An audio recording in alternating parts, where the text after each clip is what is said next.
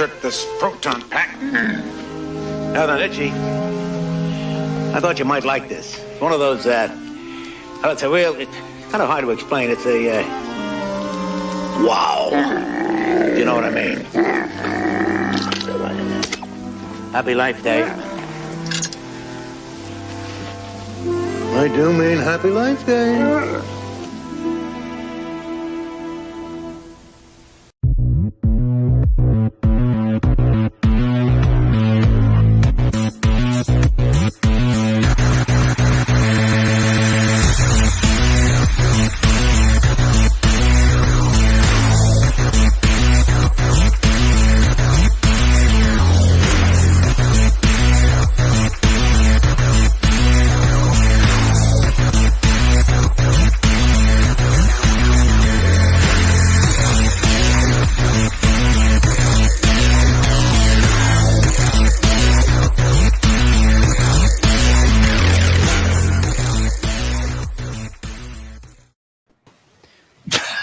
Oh God! Happy Life Day.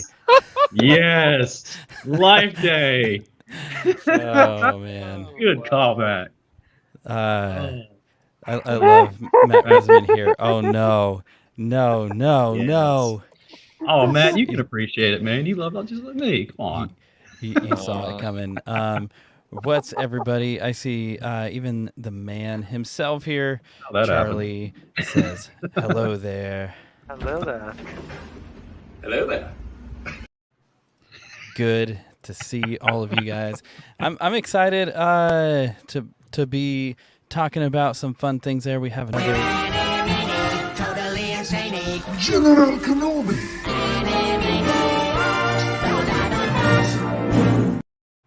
Oh, yes. But yeah, what's up, everybody? I see all sorts of people. Jeffrey, what's up? Jedi Scum, Darth Maximus, Kathy, Avella, Provocation, Matt Risman, Charlie, Miss Two Star Wars Nerds, and more. Yeah, it's good to be back. It's been a hot minute since we streamed, and I'm kind of getting over being sick right now, but push through nonetheless. But yeah, we have a few things to talk about, and so we'll just jump right into it.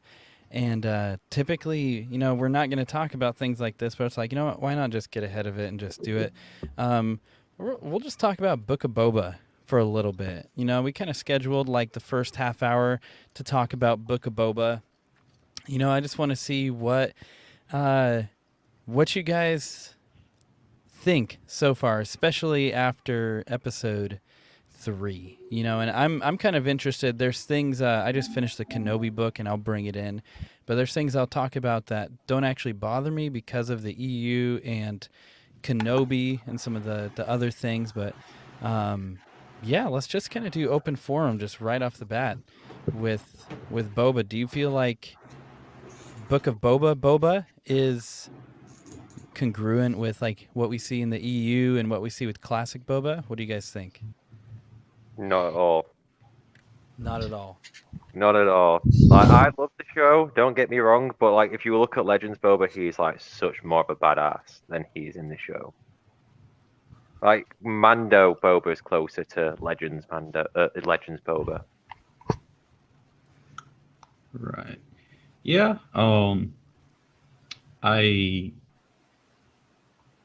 It's definitely a callback from Legends. I mean, Legends, he was a savage, but I'll just do a repeat of that. I love the show so far. Awesome. Tamora Morrison, it's very hard for me to not enjoy anything that man does.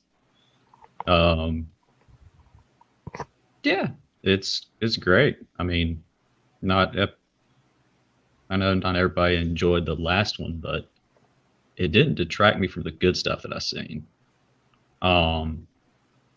But long story short, I'm loving it so far. I'm looking forward to Dave Filoni's episode, which has been hyped around a lot of things and Tamora Morrison hinting at something in 7, which I'm all for. So bring it on. Can't wait.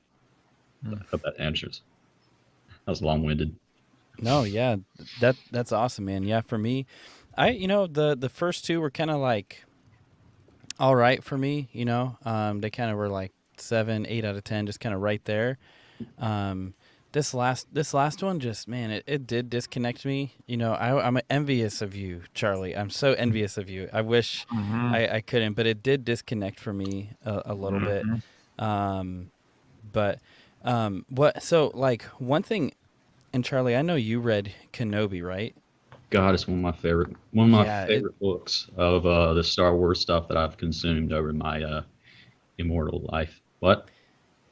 Yeah. yeah, Go yeah, ahead. man. And in Kenobi, like one thing, and you know, hopefully we get it explained a little more. But I know a lot of criticism has been about Boba in the back to tank.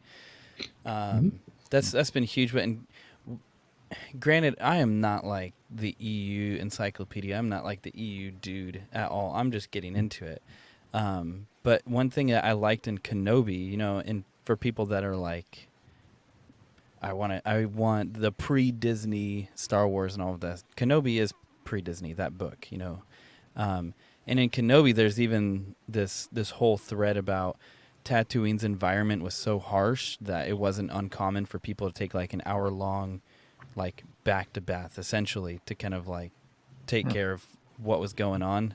So I'm like, you know, it's hard because Boba Fett's my favorite, but that was one detail, just kind of pulling from what I know about the EU, where I'm like, it doesn't bother me Yeah, too much. same.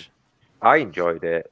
Especially, I nearly cried at the last episode because I called the Tuscans would go bye-bye. And I heard the theme, like a rendition of Anakin's, and I was just like, no. Mm-hmm. Yeah, But I don't think know. my favorite part, like favorite two parts last episode, was the Dathomir drop about them riding Rancors into battle, and Boba Fett's wake-up call. Just because, why would you not want to be woke up like that by a Wookiee screaming in your face? Makes you Yeah. appreciate the plot. Oh yeah. That's For real. And what's up, Nick Holness? How's it going, man? Good to see you here. Kathy, you're new to this channel. Awesome. Great to have you here. This is really cool, Jedi Scum. My favorite Star Wars book got the hardback copy signed by John Jackson Miller. Lucky Celebration man. 2015. Lucky person. Sweet, Lucky man. John. And Matt Risman, always on point. Killing off the Tuscans was a high point of episode 3. Gosh. That sounds about right. What's up, Green Lantern? But Go away, man. Cash and Aiden, overall, Book of Boba, it's hard when we don't have everything out. You know, just your general thoughts, but then how do you feel about Boba just in connections with, you know, Clone Wars, what we see of him and what you read about him in books and movies, all that? I haven't watched it yet, so I don't know. Okay. I'm you just joking. haven't? I'm just joking. No, I've always Aiden. I was going to say, Shame well, on that you. intro, you were probably like, Oh. what was that? No, of course I What watched happened, it. man? It's morphin time. That's what happened. The Power Rangers showed up Yeah. in Star Wars. I thought the first 2 episodes were really good. Episode 3, I knew it was I don't really want to like dive too much into like what I didn't like, but wasn't a huge fan of the whole speeder gang. But on episode 3, I was pretty much convinced, like when Boba saw like all the dead Tuscans, I was like, oh shit, Anakin's back. He paid them a visit for sure. Like no way that It did kind of, that was kind of a thought I had too. It reminded me a lot of like know, I wonder if that's what the Tuscan camp looked like in episode 2, but I'm assuming it probably looked a lot worse It in was episode way 2 than worse. what it did. Oh yeah. Now it was just like, wow, just like this probably just gives us an idea of what like the aftermath of what Anakin did kind of looks like, but like the dumbed down like PG version. The PG version. Yeah. But I've been enjoying it so far, and I think Boba Fett, like I feel like he feels like he doesn't feel like a different character to me. He just feels a little off in episode 3 at times, in regards to like why he just didn't jetpack and like kill that stupid mayor's assistant dude. But like whatever, like why he just didn't jetpack and catch up to him, why he had his like the speeder gang go after him with like the slowest speeders on Tatooine. But I feel like in regards to like the books and the old legends and the EU and everything, Boba Fett, he's different, but like it doesn't feel like everything he's done in episode 1 and 2 doesn't feel out of character. Because I feel Okay. like Boba Fett still has an honor code, even in Legends. And to see him do stuff with the Tusken Raiders and to like actually like form a bond with them, that's not out of character. Like, that's totally something I can see Boba Fett doing. I don't see him as just like a ruthless bounty hunting killer. There's more to him, and I've been enjoying it. Episode 3, like I said, I didn't like the whole speeder bike gang thing, but like seeing Boba like go up against Black Chrysanthemum, even though like I was curious why there was like no blood or anything, because like the Wookiee literally like took a piece of his hand like when he bit it. It felt like there was like no blood missing. There was like nothing. But like seeing him fight Black Chrysanthemum and seeing him want to like ride a Rancor, I thought that was super cool. And that seems like, especially the whole Rancor thing, I totally see Boba wanting to do something like that. Yeah. Like, who wouldn't want to ride a Rancor? That's so badass. I thought that whole scene where I can never say his name, Black Chrysanthemum, is that right? That Black tongue Chrysanthemum. Chrysanthemum. That's a tongue twister, man. Don't feel bad. I have to Black catch myself multiple Chrysanthemum? times. Okay. Yeah, well, the you know that Wookiee. You know, There you go. for me that scene was so intense because it was just like out of left field. Yeah. Just all of a sudden like picked up and thrown out of the tank and getting ragdolled. I didn't have any problem with him getting ragdolled around right there. That because I mean that for me, I'm like like I would just wish the scene would have played out differently. I just wish, you know, when he's going for his gadgets and stuff, I wish it was like Boba like tearing it up and those kids like kind of watch it happen and are like, oh my gosh, like this guy's for real. It just felt like they were like secret special agents kind of, you know, and that was kind of that's where I was like, ah man. But you know, for me, I didn't read like the Vader comics or Dr. Aphra and stuff. Like I've watched like theories videos about it. And so like I know enough, but like but from the get-go, I'll just say BK for short here. You know, good old BK. You know, I was like, man, yeah, that's pretty crazy, and I want to see this fleshed out a little more. And maybe he'll come back, but I feel like they've already closed that arc. Yeah, I have a big feeling he'll be back. I think that'd be a waste to get a giant actor like that and to get all that outfit and everything. I don't know how long that got to put on, especially because he's supposed to have like cybernetics and stuff like that, and like certain like little things, like even that scar. Yeah, thank you, man. The scar like on his top eye has some history, which I really hope they go towards, because I didn't know that until I heard and read about that. I was like, oh, and maybe possibly could see more of that character in another show up and coming. That'd be amazing. But yeah, I'm pretty sure he'll be back. I don't think that's the last you'll see of the BK Lounge. How about that?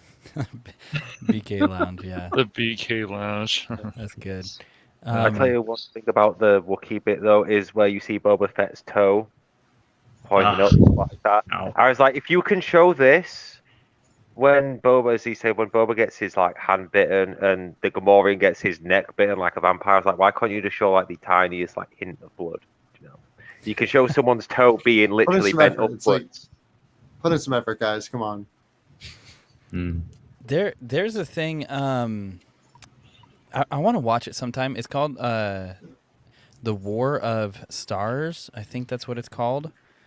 It might be. I have it on my computer. It's before my time, but there's a genre of film called like grindhouse films, and they were these like kind of cheap, like low budget esque, very gritty, bloody, kind of over the top. Robert Rodriguez, some of his older stuff was like homage to grindhouse films, and typically they were shown in like double features. So like you would go and you'd pay, I don't know, like $5 at a drive-in, and you'd watch two of these back to back because they were just so low budget and whatever, very campy and stuff. But somebody did an edit of the original trilogy in that format, and so there's like all sorts of like blood and guts and gore, all sorts of crazy stuff. It's like when one of them is like when Vader's force choking, the guy's eyes I have turn red seen. and start to Yep. bleed. Yes, I have seen that. So yeah, they did I mean, they're stupid cheesy. Like, oh my gosh, but that's kind of the point. Yeah, Grindhouse is cool. Yeah, it's pretty crazy stuff. But Hi, Raven. I was thinking that there would be some of Robert Rodriguez's influences, like his over-the-top violence and action. I was like, that paired with Boba, I'm like, that's going to be wild. And maybe it's coming, but I feel like it's a very tamed Robert Rodriguez. He's been one of my favorite directors since I was like a kid. And I just kind of feel... Death Proof. Yeah, man, exactly. And so I don't know. So for me, I know I'm coming in biased, and I know I'm coming in with super high expectations because for me, I'm like my favorite Star Wars character, one of my favorite directors. I've been like waiting for this, But yeah, this is a good point. Disney would never allow Robert Rodriguez to be Robert Rodriguez. No, I don't think they would. No, of course they won't. It's like they'll never let Boba Fett be like truly Boba Fett from Legends. They'll never let him be that violent and do everything he wants to do. We still got at least 4 more episodes, so it's okay. Still more ammo in the chamber. Yeah, that's true. We we're getting there. It upsets me because I'm like, please don't do this to Kenobi. Like, don't rip Disney. You ripped my heart out with Luke. Please don't do it with Kenobi. Don't make me unsubscribe from Star Wars. Because that'll be the day. This is a good question. I saw some people reference this. Maybe what are your guys' thoughts on this? Kind of benefit of the doubt, right? Benefit of the doubt. What do you think? How do you think BK Lounge got in there? Yeah. Well, some people were saying that they're just climb window. Some people were saying that just. Gosh. Too funny. No, some people were saying that just bad security, I guess, or he knew the layout. But if that was the case, then why did he fall into the pit where the Rancor was, or the Rancor would be at the end? I don't know. It's just like, man, they have poor security. These Gamorrean guards aren't doing their job properly. Just where they know BK can just go up there and say, "Hey, Boba, what's up?" If you're gonna send an assassin, I'm sorry. My question is, if you're gonna send an assassin to go kill Boba, like quiet assassin, why would you send Black Chrysanthemum? Out of all people, you could have chosen to go assassinate him. If you need someone quiet and sneaky to get in there and take him out, I would not send the 8-foot tall Wookiee. Nope. Long chain. Like a walking target.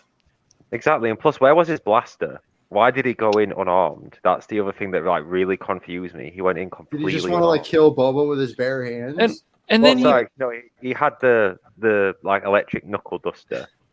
That was about it. Black Chrysanthemum was dead. All he had to do was shoot through the Bacta tank, and boom, there's the book of Boba Fett. He never got to write his book. He bites the Gamorrean, and the Gamorrean's not even dead. And it's like, Disney, are you afraid to kill the Gamorrean? I mean, he bit him. BK bit him hard. So, go ahead, Charlie. Go ahead. So, the thing that makes me rationalize a lot of this, because I'm the same. I was like, how the hell? And I was, whoa, wait a minute, stop. Who sent? See if I can attempt this. Black Chrysanthemum, BK. To I'm right there with you, man. Yeah, thanks, man. To do the deed. Where the two cousins, right? 2 huts. Where is Boba staying at? A hut place, what was recently owned by a hut. I am very sure and pretty positive that they would know the ins and outs and maybe escape routes of quite possibly back doors or even like underground access and stuff like that. Because I went back and even looked at I don't know if anybody remembers remember when they came out the episode 1, 2, 3 visual guide. They had some as well for A New Hope, Empire, and Return of the Jedi. And if you flip to one of the pages on Jabba's palace, and it had like the skiff and everything like that, there was a couple places where like emergency things where like Lando came in and like everything like that infiltrated the place. So I would not put it past where they're like, hey, so when you go in there and you go full on chaining on him and everything, take that way, you'll be fine. The only thing that I could see that could like contradict that just a little bit is that, Hutts, they're like scumbag crime lords. Like they don't really trust anybody. Mm-hmm. And so I know like in the Clone Wars, like didn't Zero like betray Jabba and like set up the whole thing to get his son kidnapped? If I'm correct, I could be very wrong. I don't really remember for sure. But Jabba seems like he wouldn't trust anybody with the layout of his own palace, except like Babe Fortuna maybe. But, I could definitely see that being the case though too, where Jabba had like his close allies, like the twin Hutts or whatever, the brother and the sister, just knowing that, because I definitely could see that, but I also could understand like why maybe no one would know the layout of the place either, because Boba didn't really, not Boba, Jabba didn't seem like a really trusting, heartwarming kind of guy, but I don't know. Yeah, I just want the show to stop being so goofy right now. You watch the screen, and in episode 3 we had Fennec. She apologized. We had Beta Fett. Well, I'm just going to call him Beta Fett right now until he deserves his real title. And we had him apologize. And this show is just goofy to me. I felt like Dances with Wolves, even with the episode 3. It felt like a Seabiscuit moment. The Rancor is depressed. I didn't know they could be depressed, but sure. And then Danny Trejo shows up, which is cool. And I did like the scene of the exchange with the Hutts and Boba and with Fennec, but it's just like, where is this show going? And we got some like Power Ranger cybernetic group now, and like you just want to start singing the Power Ranger song when you see them every time on their bikes. Yeah. And for me, I'm kind of mixed about Danny Trejo, and then I have a thought about the Hutts. I want to see what you guys think. The Robert Rodriguez fan of me really loves that Danny Trejo is there. Sure. Danny Trejo is like the R2 of Robert Rodriguez's world. Like everything Robert Rodriguez does, Danny Trejo's there. And same thing, R2's in everything, And so for me, I'm like, okay, that's cool. They let Robert bring Danny Trejo in. But for me, I can't help but see Danny Trejo. I can't see like a Star Wars character, and that's just me because like I don't know. That's a whole side thing, and it is what it is. But there was also, am I wrong? Was it Milton from Office Space at the beginning? Yes. That's what I thought. Stephen Root. Yeah, Stephen Root. He's been in a lot of stuff. Yeah. Yeah. So that for me was kind of, that stuff. I wanted to see more of him. Do something else. Maybe throw a can at the biker gang. I don't know, something. I wonder if he'll come back in. But the Hutts, to stay on topic with the Hutts, I will say, Charlie, I hear Aiden's counter, but I do see that. I that does make sense a little bit for me. I definitely do see that too. I saw it. Jedi Scum said this is kind of cool. He said, I've seen speculation that Fennec secretly let BK in. So it's like, okay, if there's, maybe there won't be an explanation, but nonetheless. But Charlie, you and I have both read Kenobi, and I'm curious what you think about this, because I just finished it like the other day. So it's super fresh in my mind. There, part of that Kenobi novel is you see the settlers and the Tusken Raiders they hate each other so much. Like, it seems like all they exist to do is to hate each other and kill each other. And like the Tuskens want to take out the Vaporators, and the settlers just want to kill the Tuskens anytime they're around. And then you find out there's this one guy who's kind of like the snake, who's actually been secretly working with Jabba the Hutt. And he's like taken money from the settlers and turned it into this whole crime thing with Jabba. Anyway, there's all this stuff. I won't ruin it, but or spoil it. But you find out that Jabba the Hutt, to offload a bunch of weapons, basically played off of this guy Orin and used him to help create this war between the Tuscans and the settlers so that he could make money, so that he could get rid of a ton of weapons and stuff like this. So you see all this stuff that's really cool in the book. But then, and I know it's not Jabba, but then the cousins, the twins, when they were like, well, it's bad for business, we don't want war, all this kind of stuff. For me, that felt like, I'm like, but I feel like that's what the Hutts were about.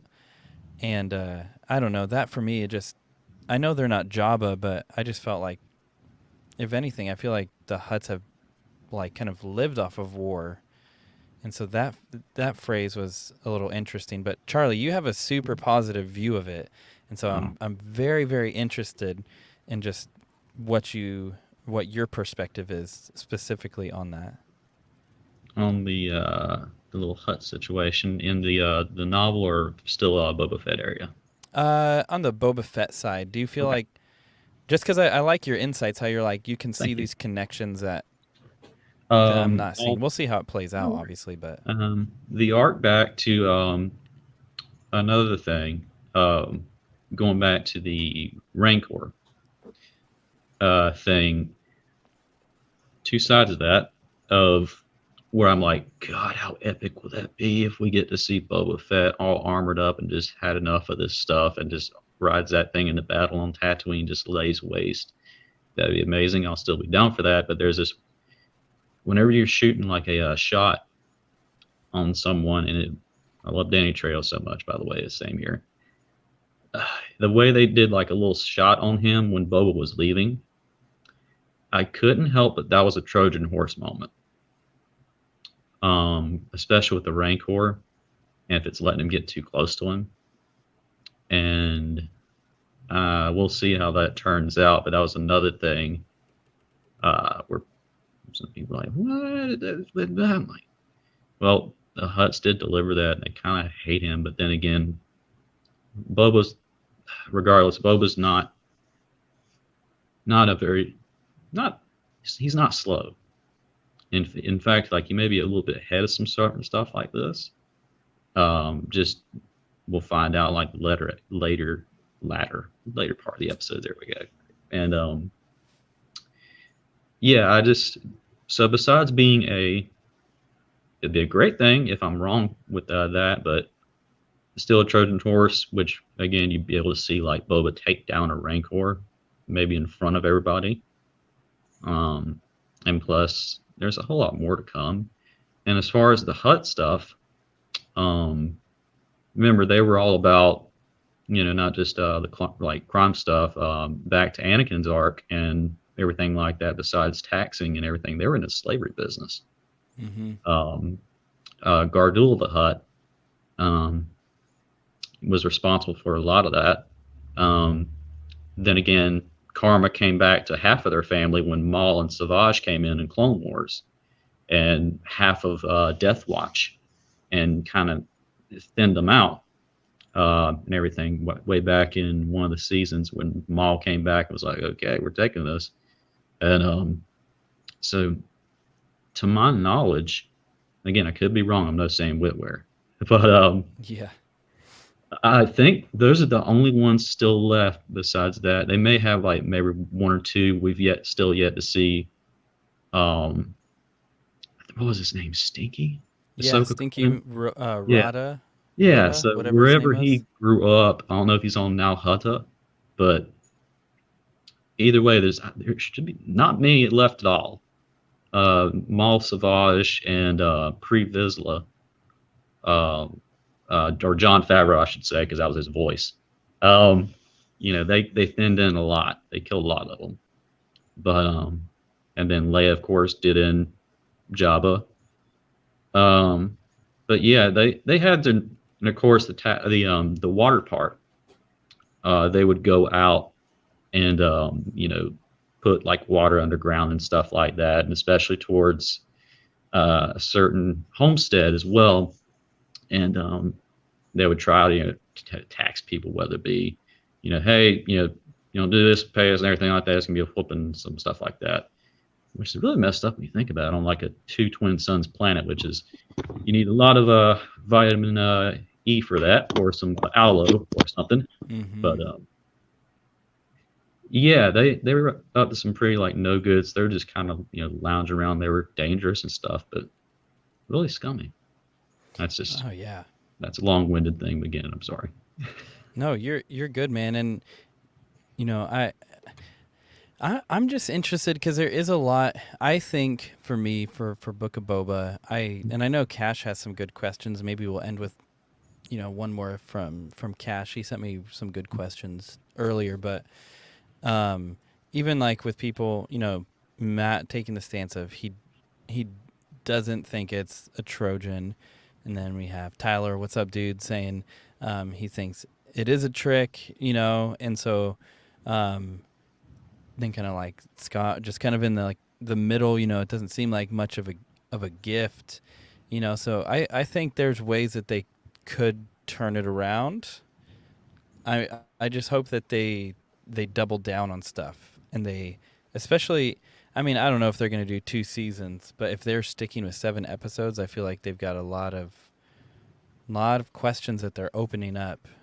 That they got to have like those 50-minute episodes. There's a lot of stuff that's moving. But before we move on to some things, Cash, you have I know you sent a few questions there. Anything burning you want to talk about Boba related? It's just, I've said this at least a few times. I want our menacing Boba back. I don't want this. Let's go hide in the tank. I've been healing for more than 5 years at least. I understand people need to heal. He was in the Sarlacc pit, but when are we going to really start seeing more action? We've seen in the first few episodes of Mandalorian, we saw much more action than we have in this show already, and we're only have about 4 episodes left, so it's frustrating, man, to me. Yeah, we the missus and I just started Mando again, and for us with Star Wars, after 7, 8, and 9, after the sequels, I mean, we liked Rogue One, but after those, Loved Rogue One. after those, we were just kind of like, oh man, we just weren't looking forward to like new Star Wars at all. Season 7, Clone Wars came out and stuff, but then when Mando came out, like we just kind of watched it, and then we got like so excited. And there was I've heard people's criticisms of the show and stuff, but I mean, just when I watch it, I love it. I seriously do. There's a whole nother conversation about where it may lead, but regardless, I just remember that got me excited again. I'm like, this was like super cool, and rewatching it. Maybe I'm wrong. I feel like what they're trying to do with Boba is recreate the feeling that came from people watching Mando. I feel like if they just figure out how to do the show on their own, if that makes sense, it'll shine a lot more. I feel like it's one of those methods, like you even hear like YouTube people talk about it, where they're like, hey, if you have a successful video, just keep making the same video essentially over and over, in variations, because it's like that's what people like, and I feel like they're kind of trying to do that, but I think I hope it gets better because I love Boba, but if it doesn't, I'll just be like, it's just not for me, that's kind of where I'll sit. They just need to be. Disney just seems to be. It's just frustrating because it's like you can kill off the Gamorrean. BK can kill him. It's okay. It's not gonna hurt anyone's feelings. If the Gamorrean dies, you bit him on the neck or close to the neck area. It's okay if they die. And as I wrote some of those questions to you because they were bothering me. This show is so afraid to kill off characters that matter, and I think that's a problem, especially in a Star Wars universe. We've seen a lot of sacrifice. We have battles. People are going to die. It's just the way it is. So, and think about that Rogue One scene. Like for Mhm. Disney, that hallway Yes. scene, and even Yes. the end of Rogue One. Yes. That's a Garth brutal Edwards. movie. Yes. Like, Yeah. the missus didn't want to watch it because she found out how it ends, and the more you guys get to know her, she's like a Hallmark girl. She loves happy endings. She loves that stuff. And so she's like, Yikes. I know how it ends. I don't want to watch that. And I'm like, no, it's gonna be amazing, but it's gonna make you sad. But it's like I think you're right. They just they can't be afraid to take that step, but it is very like kind of off brand for Disney, like Yep. kind of dark and death. But This show made me go back, man, and start doing, I guess we'll call it homework, whatever, but start reading about Cade Skywalker. And I'm reading this graphic novel of Legacy, and I'm just like, there's so much more action in this than the Book of Boba. And it's just like, it's so frustrating. So hopefully we'll see more action soon. For me, it would be great, but and this is interesting. This can kind of transition into something. I had a question about the Clone Wars, but I wonder if Boba would be more positively received had they dropped the whole show at once instead of week to week. Possibly. I think we'll find out at the end. I think the consensus at the end, even Matt said if it was chronological, maybe it would gel a little better with people. yeah. But was season 7 of the Clone Wars, was that released week to week or just all at once? Yeah, it was released week to week. It was. The order was kind of funky. I don't know what happened. I can't remember the exact date, but I just remember it didn't make sense at first. You're like, wait, what?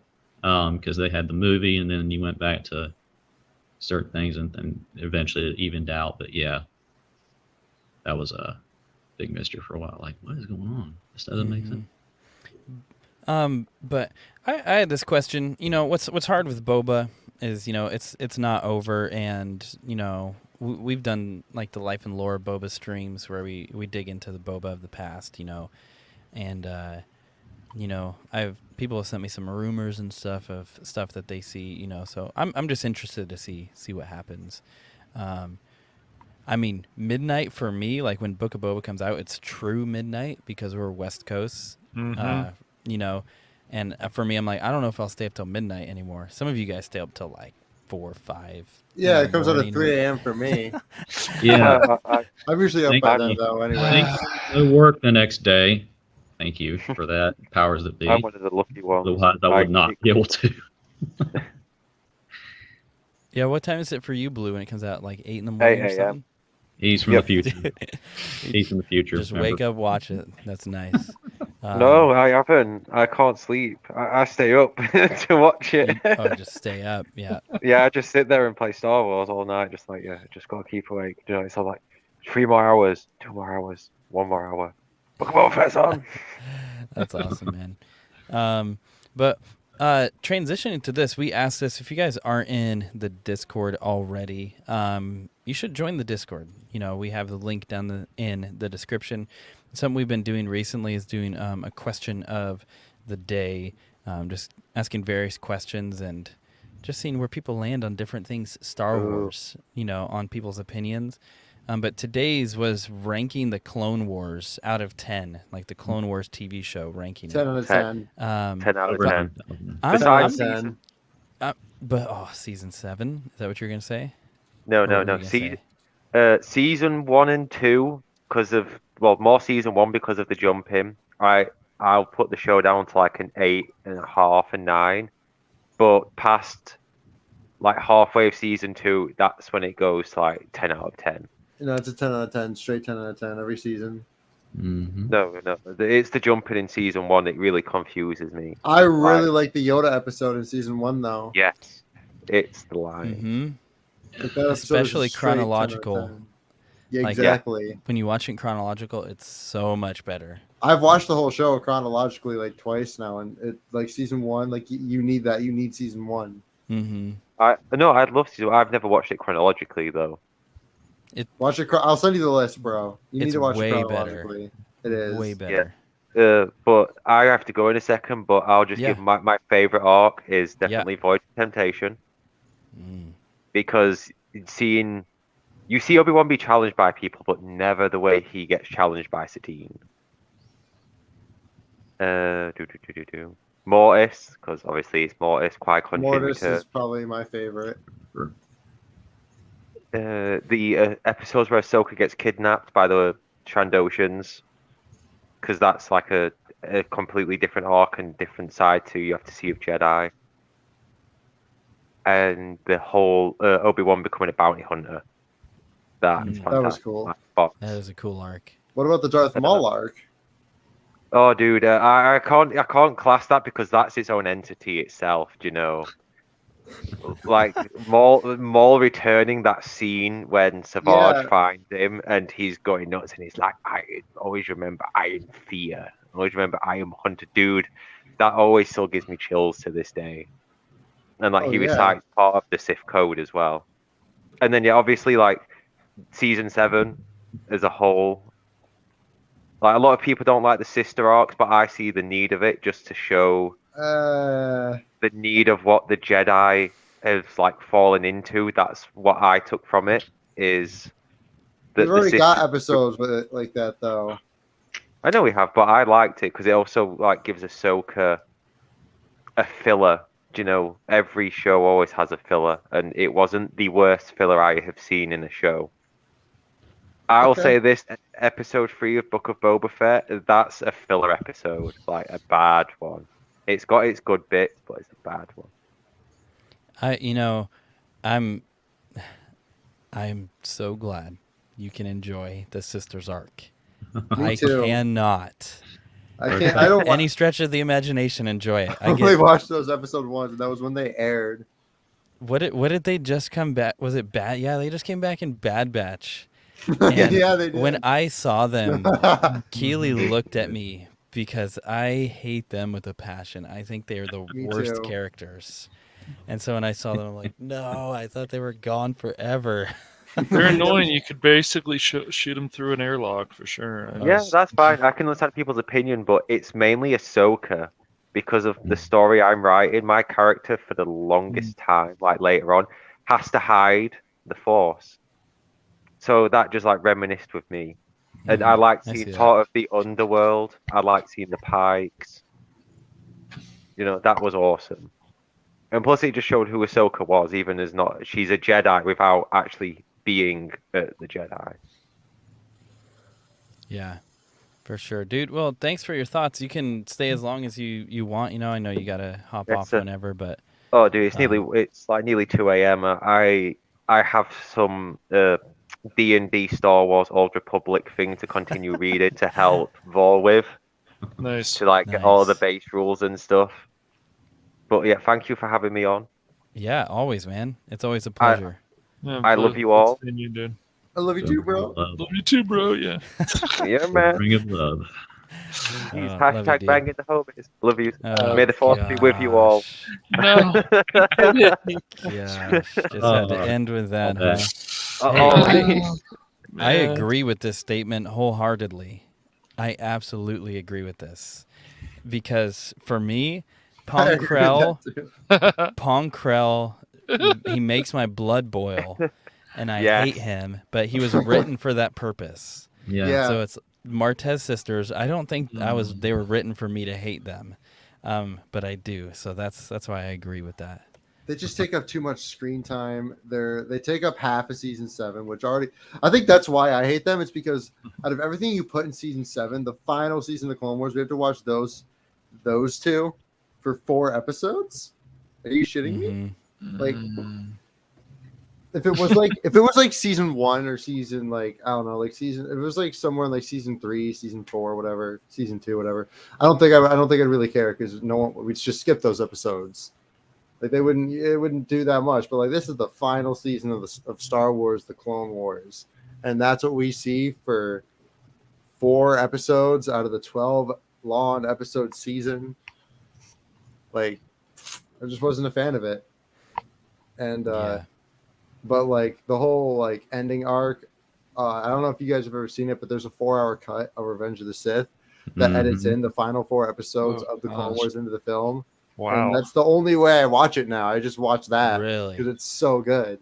I You'll have have to it. show I that haven't to watched me. it yet, Wow. but I have It's it. perfect. You'll have to Yeah, show it's that amazing. to me, Aiden. I That's will, bro. crazy, dude. All right. I'm actually pretty sure someone burned it as a like a DVD, like a Mhm. Blu-ray DVD, and you can actually buy it. Yeah, Wow. I've seen that. Yeah, I have it. I just haven't watched it because I have to carve out 4.5 hours to watch it. You know, Yeah. Like the Snyder cut. yeah, I have. So I have that, and then I have. They did like a Kurosawa cut too, where it's Beautiful. black and white, and it's a different aspect ratio, and they added some artificial grain, like film grain and stuff. And I think it's in Japanese with English subtitles too, so it was kind of like a nod to that, which I'm like, that's super cool. I have that. I need to watch as well. Just because, why not with Akira Kurosawa? But Can't get wrong. I'll tell you guys this. I'll tell you one of my an arc I don't like that I'm interested to see how I feel about it when we're going through the whole show again, like arc by arc. I mean, kind of. We're doing it very, very slowly, but I'm interested to see how I feel about this again and what you guys think. The Witches of Dathomir arc, I really don't like it, and I know that's a really unpopular opinion. Which one? There's like there's which art is that the one where General Grievous invades? Is it when it first starts showing interest to go there, and then that comes?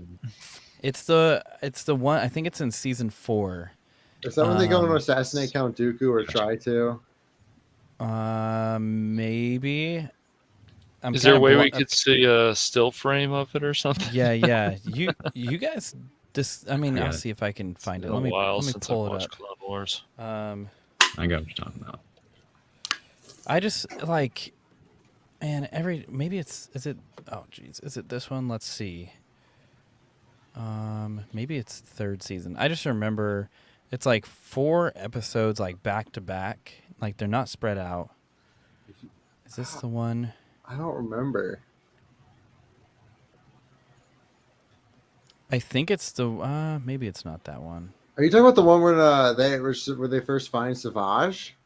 And his Ventress training him in the on the so-called Darth Maul planet. Let me look at this. Hey, come on, as far as the Darth Maul planet goes, that's how I see it.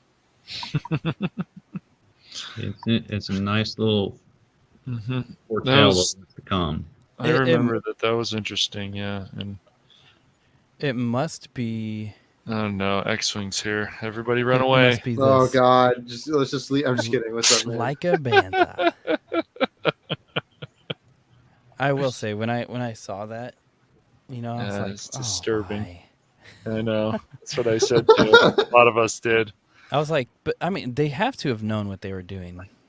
Like, you know that's going to become a meme. Of course. There's no way that you would. Especially when be Pat surprised by that. Stevens is around, definitely. I think it's this. I think it's this arc right here, Witches and Monsters. Yeah. I never hated that. I Season never hated 3. that arc. Okay, that was the. Because when I'm looking at the arcs here, I'm not seeing any like. I've always enjoyed that arc, which is whatever it's called. That's the episode when they train. That's when they bring in Savage, and we get to see Anakin and Obi-Wan actually fight him. And I always thought that was so cool. Good old Clancy Brown. You know, for me, I think where the disconnect for me is I'll just call it the magic component. You know, the like the Night Sisters and the witches. I don't know what the official term is. But it was that kind of like magic and like seeing the stuff go into them and into Savage, that like mist. You know what I'm talking about? Mm-hmm. That was the stuff where I just felt like a disconnect. I'm really excited to rewatch this because I'm interested at how I view it now as opposed to later. But I've always thought that was so cool though, the idea of having like actual real magic and then you have the Force, which is like mystical magic. If you know what I mean. You know, I always thought that was Ventress. so cool, like having like real magic go up against the Force, because you know it's like it's a Star Wars universe, it's a huge universe. I kind of like expected that, like yeah, there could probably be magic, and the way that they do it, it doesn't feel like it's out of it feels like it's in Star Wars. Like it feels like something you'd see in Star Wars to me at least. It's like I don't hate it, and it never bothered me. Like the episodes that do bother me, like you know the sisters and stuff, is stuff that literally just has no point. Like with anything like that serves a point because that helps bring back Darth Maul.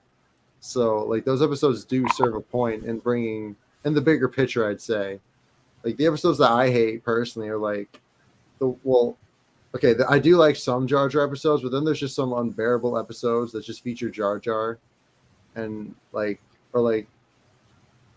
there's like this one episode where like I'm trying to think. I don't know if it was Ahsoka that went to Mandalore, but then I don't know. It's just like I'm trying to think of the name of the episode.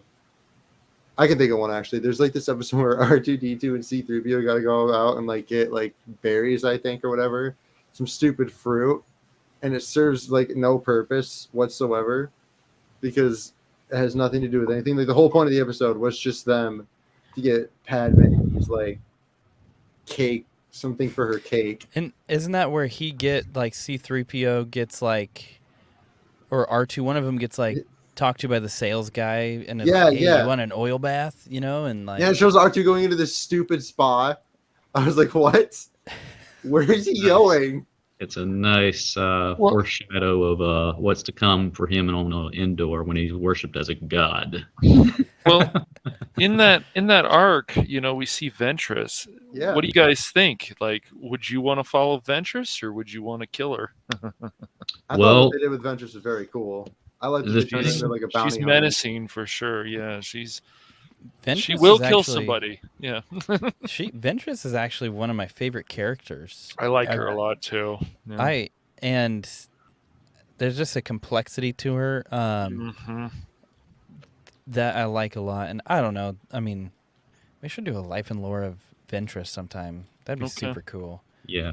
We should get a Ventress. Well, maybe not. I was gonna say we should get a Ventress show, but yeah, that's I don't know. Would that work for that? But is she gonna apologize to us? Oh. Apologize for what? I don't know. She'll find something to apologize for. The way she's read the book, you know, the Quinlan Voss and her book. I don't want to spoil anything, but I don't think that they can do that. Yeah. Okay. Well, good. You know they were going to adapt like that book into like Clone Wars episodes in the original season 7. They were going to like do something with like Ventress and Quinlan Voss in the original season 7 before the show was canceled back in like 2013, 2014. And I don't know. I'd rather we've gotten episodes like that in season 7, like anything with the Martez sisters, anything with that. Yeah, because the 3 arcs were bad in season 7. It was Bad Batch, and then the sisters, and then it was the Siege of Mandalore, right? Yeah. Siege of the Bad Batch episodes. I will say, I mean, if I like those episodes for those who've been They're not around, bad. I don't like the Bad Batch show that much, but I like the Bad Batch arc. I thought the Bad Batch arc was awesome. It just felt like standard safe Clone Wars to start off a season, and I really enjoyed it.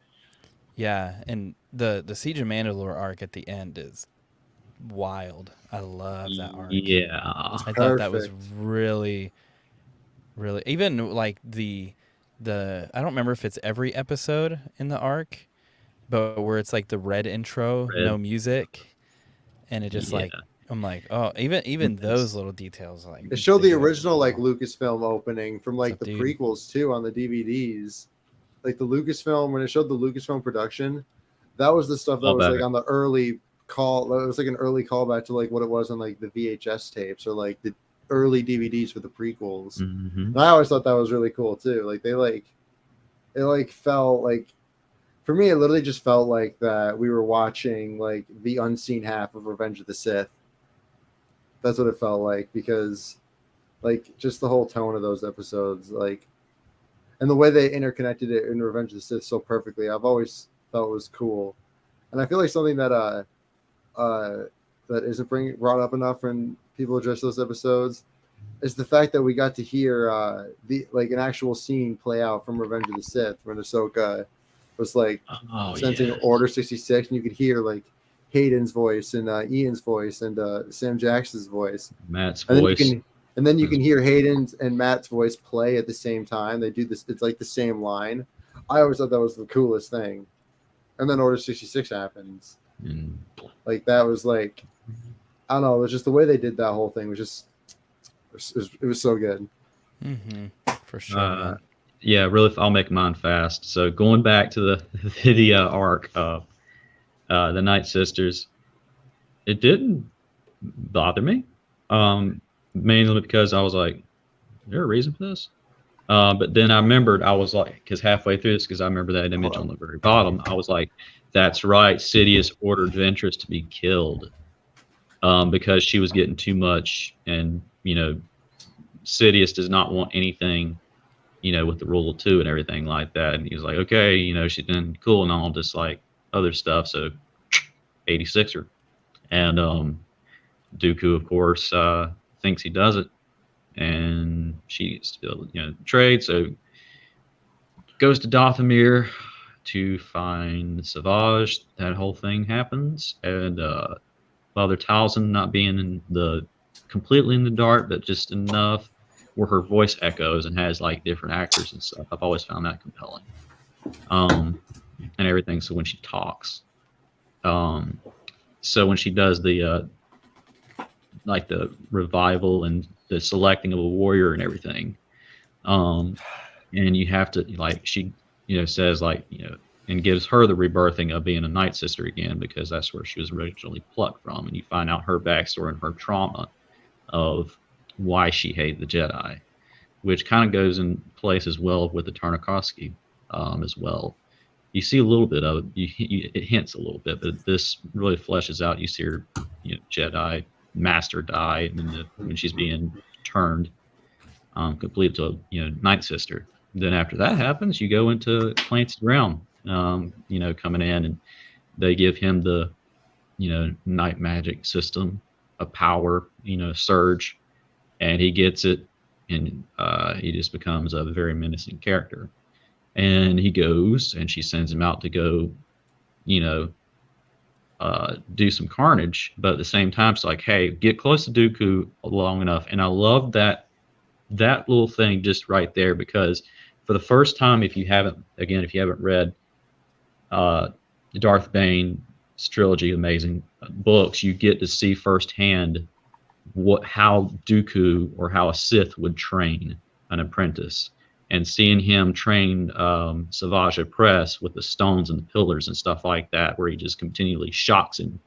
And, you know Savage, like, you know, hate you. He's like, good, you know, keep doing, you know, everything.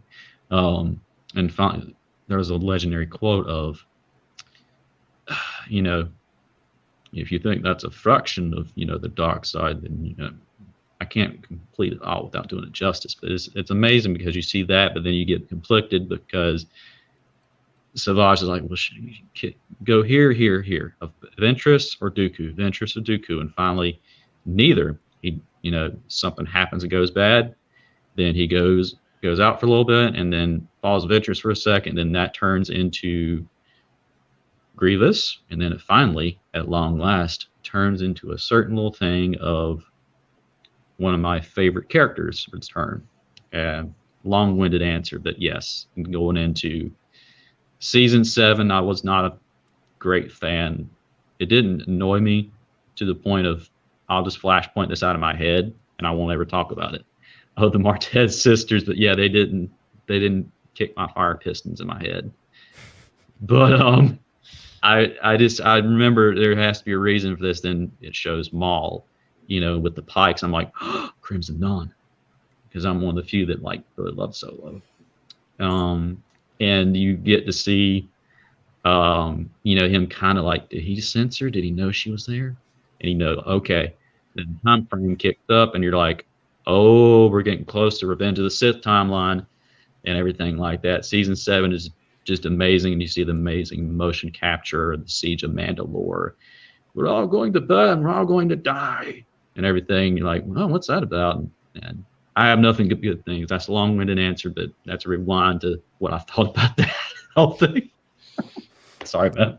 Oh, you're good, dude.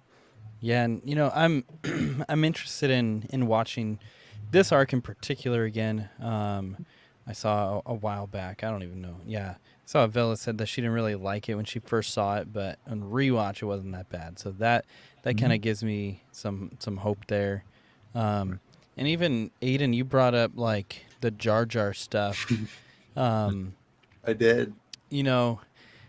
I'm kind of mixed because it's you hear not the all Jar Jar episodes are bad though.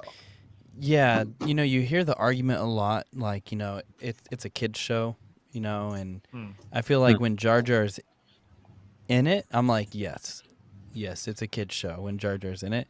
But then you have some arcs where you're like, dang, this is not a kid's show. This is like super, super intense. There's so much episodes focusing on politics, and I don't care. George Lucas, you can tell me that they're films for 12-year-olds. You can tell me that. That's fine. But then, like, tell me that you made those scenes in The Phantom Menace when they talk about politics.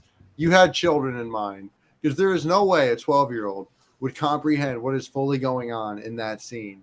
They wouldn't give a crap what's going on anyways, because it's boring to them. I always found that scene boring in The Phantom Menace because, like, I'm sorry, like, 12-year-olds aren't going to, like, focus on, like, the validity of someone's actions, and if they need to decree, like, some, like, law or bring up some, like, I don't know.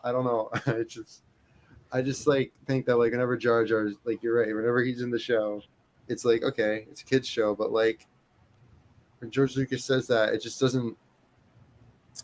Star Wars, I feel like Star Wars is for everyone, because, like, in the Clone Wars, I feel like there's more episodes that are not for kids than there actually are. Because, like, once you get into the Darth Maul stuff, once you get into, like, the Mortis stuff, once you get in to even some of the early stuff in season 2, there's a lot of philosophy involved and, like, deep-seated, like, real issues. Like, they, like, cover, like, slavery and stuff, and just, like, I don't think those things were, when they were making those things, I don't think they had kids in mind. They just wanted to make tell an interesting story, but involve it in the Star Wars universe, because they also cover real world issues. Like, one of my favorite episodes is just this episode of Padme having to address the fact that there's not enough, that too much of the Republic's credits are going towards the war effort and not towards the Republic. And, like, she has to make this speech, and, like, she addresses real world issues almost. The fact that, like, her aide has no running water and no electricity. And, like, I sit there and I'm like, okay, there's no way that this is made for a 12-year-old. No way. You have to ease them into it there, Aiden. That's a horrible George Lucas impression. You have to ease them into it. This is just my way of teaching them the ways of the world. I like the fact that Jar Jar became more disconnected. Give me a sec. Did you want to say something else, Aiden? Oh. Go ahead, man. Just I'll save mine for last. It's okay. No, I like the fact that, we went from icky goo to, like when he got his tongue stuck in the engine stuff, to Jar Jar being actually more helpful from Phantom Menace, and I actually like that. And so I think George Lucas took the criticism that he got, and he got a lot of criticism after, there's like especially after Phantom Menace, and he made Jar Jar a smarter character. You could rely more on Jar Jar. I think it's on the Clone Wars, if I remember correctly. There is stuff in, like, Attack of the Clones and Revenge of the Sith and the Phantom Menace that's, like, more oriented towards kids, but, like, I can't, like, for me, I personally can't stand part of the opening for Attack of the Clones, because when you look at it, it makes no sense whatsoever, because Palpatine hires a man who hires a man who sends a shapeshifter, who sends a robot, who sends bugs to go kill Padme, right? True. You're telling me that Palpatine sends a man who sends a man who sends a shapeshifter, who sends a robot, who sends bugs to go kill Padme. And then when Jango, But then, Palpatine sends Dooku, who sends Jango to go kill Padme. And I get the whole chain of like, someone's going to go kill Padme. Like, I get that.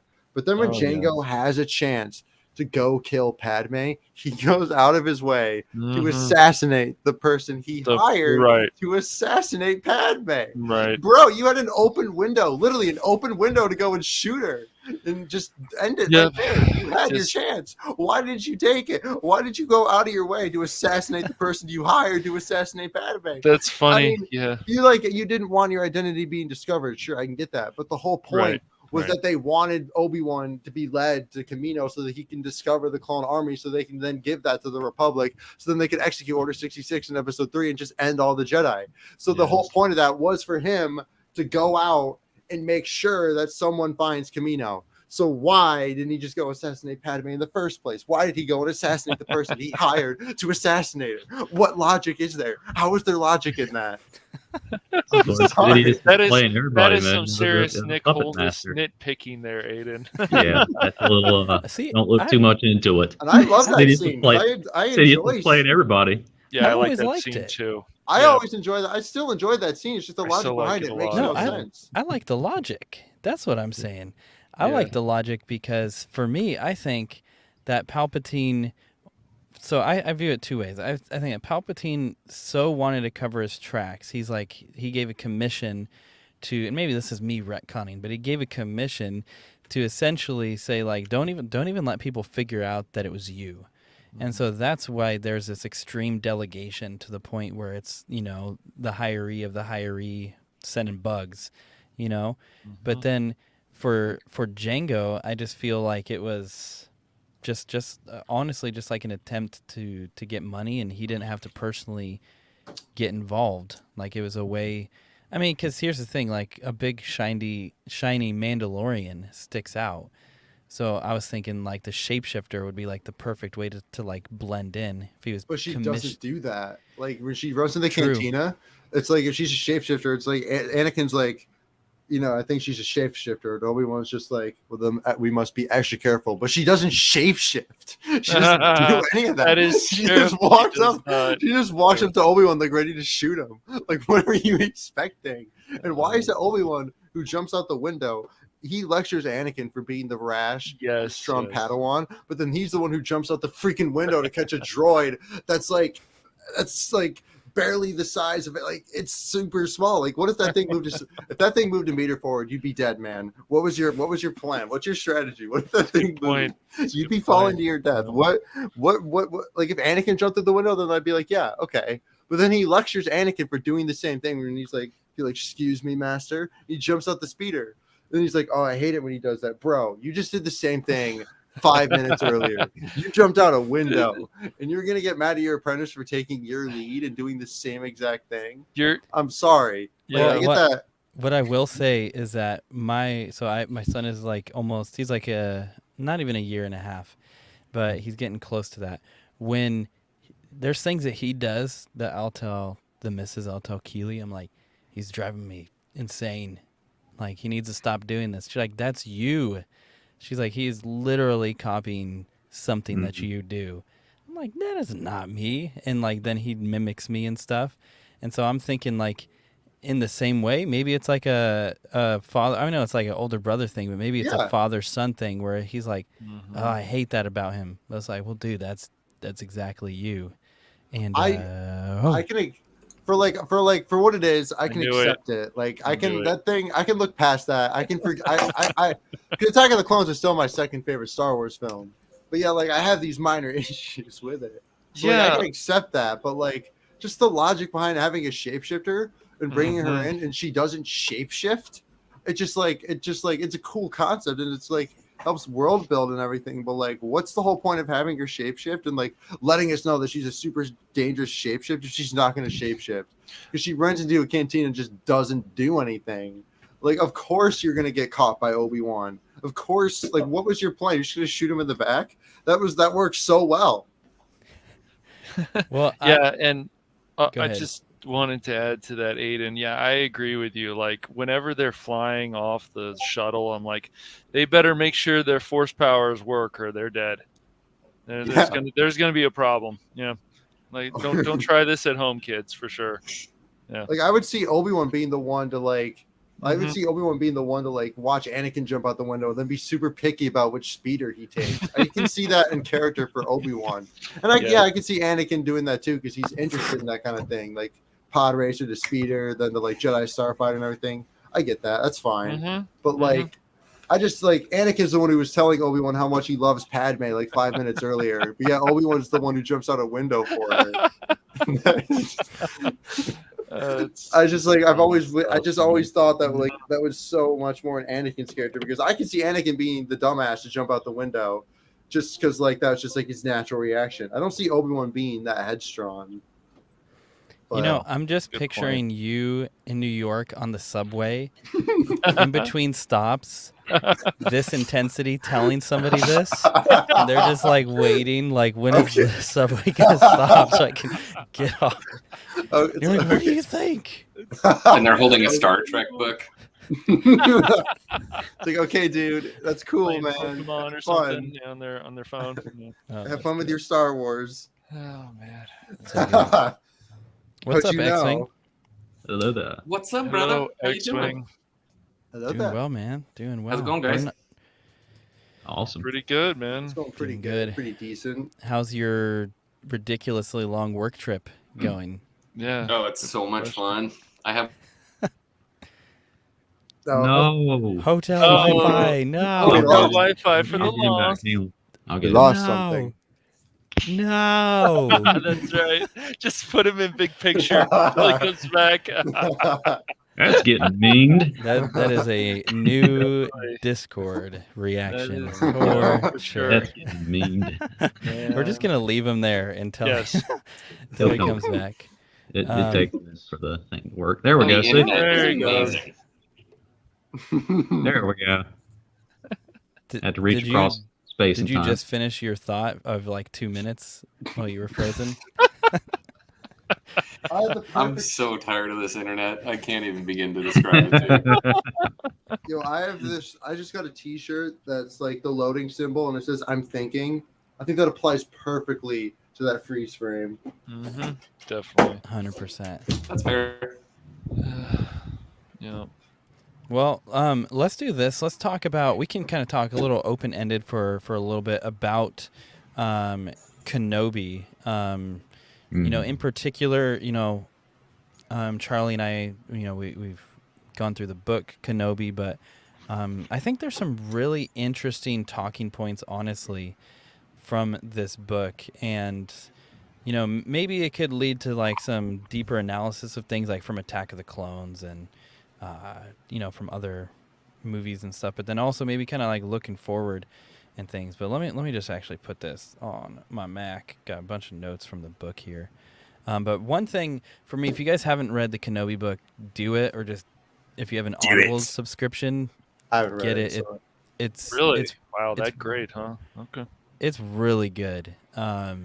I could not recommend it enough. It's good. It reads a little different. It reads like a Western. So you know, and I know that this is kind of the argument for Book of Boba, that it's a Western, and Westerns, like, they're very slow to start and then they pick up and then the end is insane.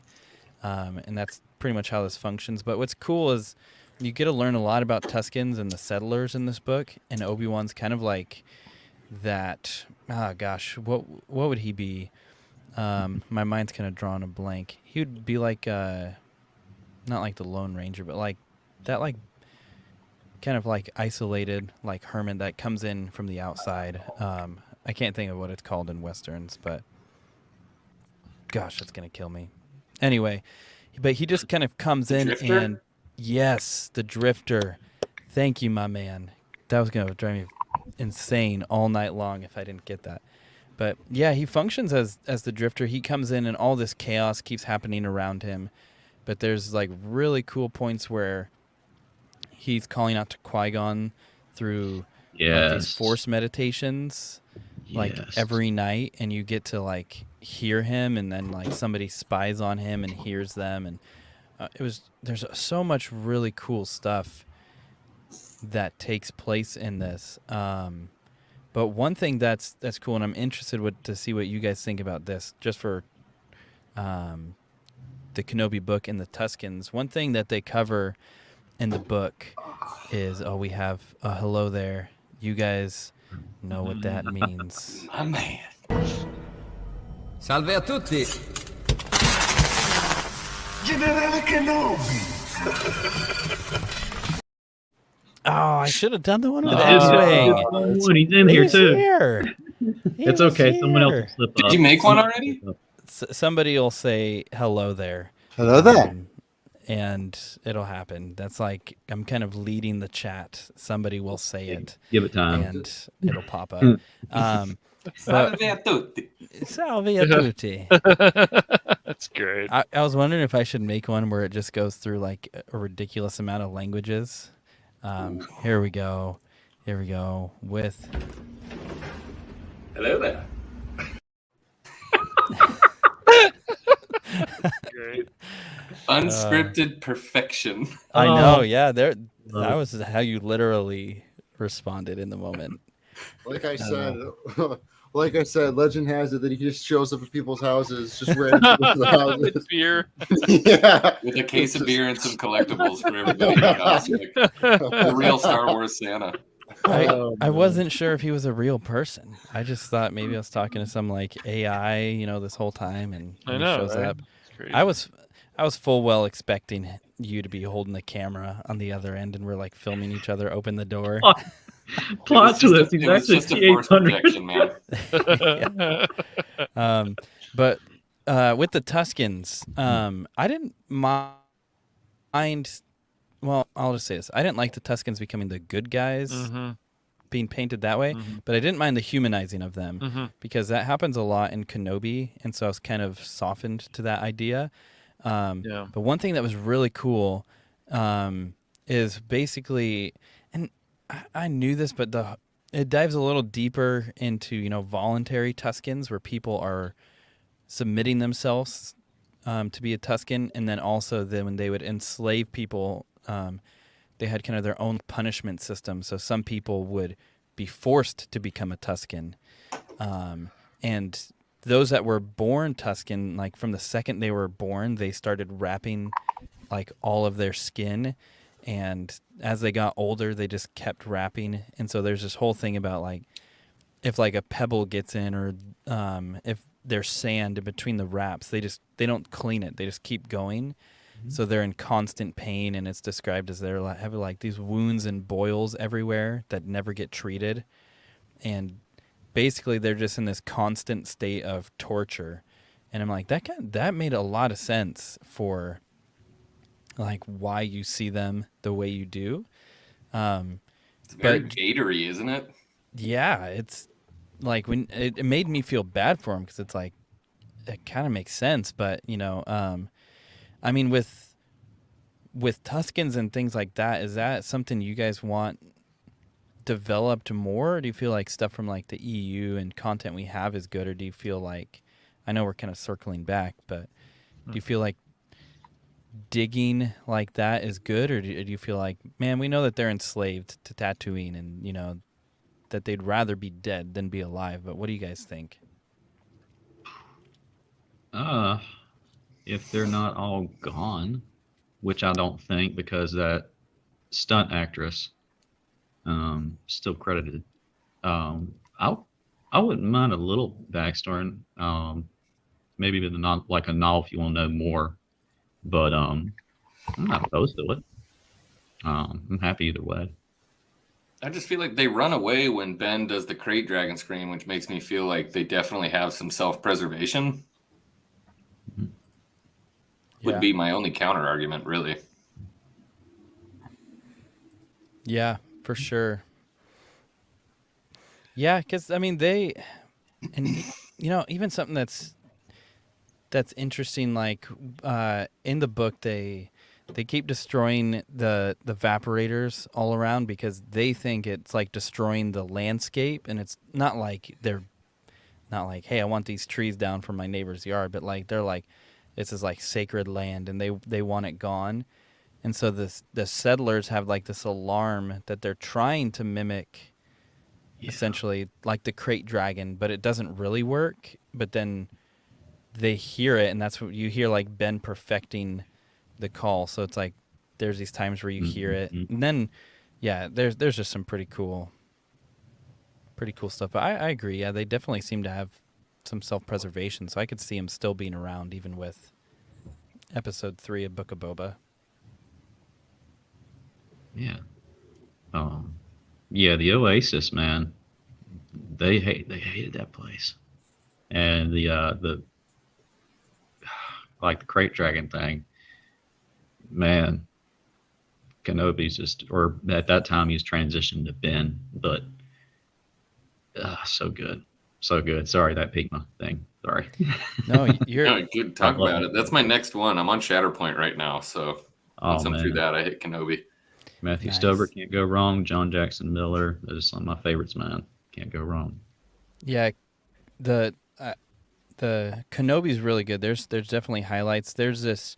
I won't give any spoilers here. I'll do like a review so people know that there's spoilers. I mean, because most of the stuff it's just details. There's no like I won't give the big plot points away, but there's this one like force meditation that's particularly interesting, and this could be a really good conversation point.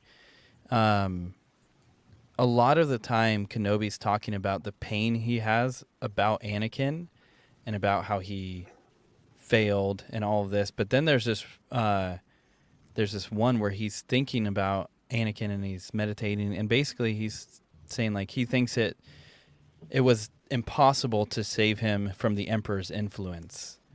Like he feels guilty, and then essentially at one point he's saying like, I don't think there's anything I could have done. Like I think this was way beyond me. And he even then figures out about Anakin killing the Tuscans. Like he learns that detail, which is super heartbreaking because they just talk about like the one who came.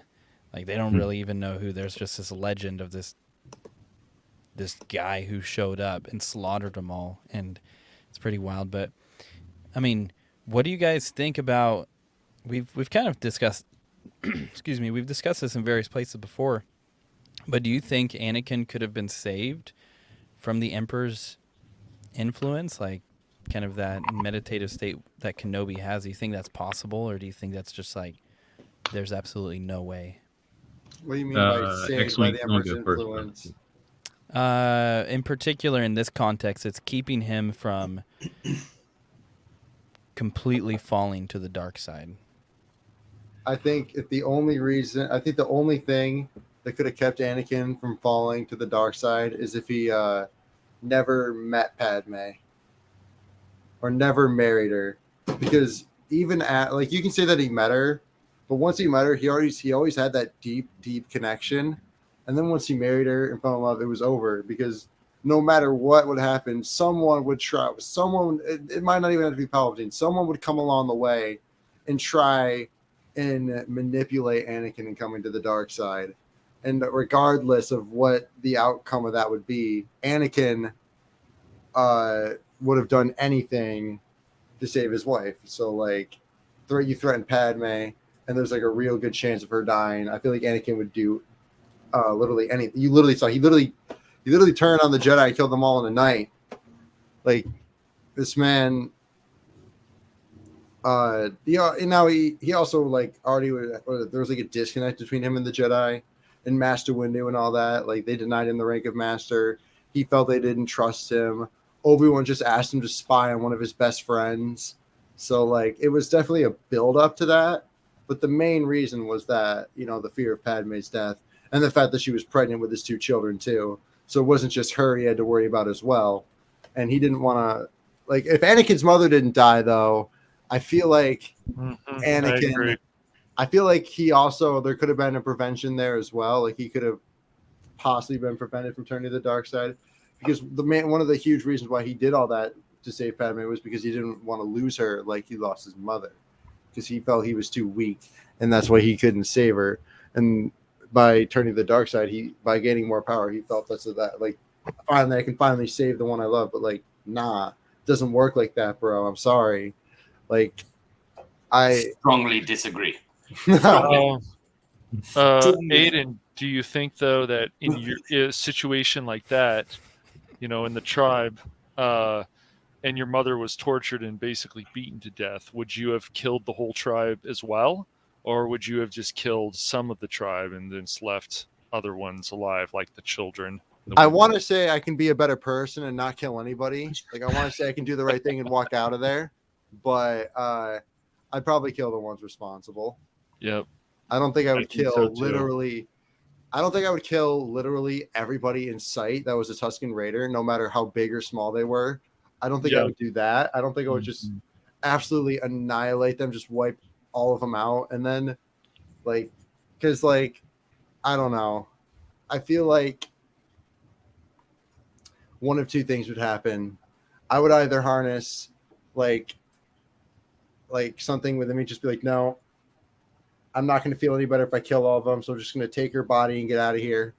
But then there's the other side of me that's like, I might become rageful and people are going to die. Yes. I don't know. I really don't know. It would be hard to control. I don't know. I just don't know. Because here's the thing. They beat and tortured his mother. They didn't just no. They she was tortured, and I feel like that was the huge thing that set Anakin that lit his inner it lit his wick. Yeah, it literally his furnace heart. His furnace heart on fire. Yeah, it's certainly after that happened. I see what you did there. Good book, sir. Gotcha, buddy. He certainly went darker, and it was going to get worse from there. I mean, to see your mother like that, it's just with anybody. I think it's just like this is. I think people got to die. I don't know. I don't necessarily. I don't know if I can necessarily say that it was Anakin's fate to turn to the dark side. No, I don't think it was either. But... I just think that all the things. I just think that everything all culminated perfectly for Palpatine that allowed him to turn Anakin to the dark side. But there's a part of me that's like, it is Star Wars. Destiny is a huge thing. So maybe he was born to be Darth Vader. There was nothing to escape it. Maybe no matter what he did, maybe if he never even met Padme or whatever, something would have happened to turn him to the dark side. Right. Maybe he was just always meant to be Darth Vader. He was born the chosen one. So and think about it. Anakin was 22 when he turned to the dark side, and around 42 when he died. That's 22 years in the light, 22 years in the dark. Perfectly balanced. Disregarding the Rise of Skywalker and the whole sequel thing, Anakin fulfilled the prophecy, and he killed Palpatine. he did what he eventually fulfilled the prophecy. Don't be a man, baby, Aiden. But somehow Palpatine returned. Somehow, yes. That's I feel like when we're talking about what happened with the Tusken Raiders, especially through Shatterpoint and Arena right now, I love the way that Mace talks about Vapod and how he deals with the dark side, because it's not so much just ooh, I'm angry, I'm gonna kill everybody.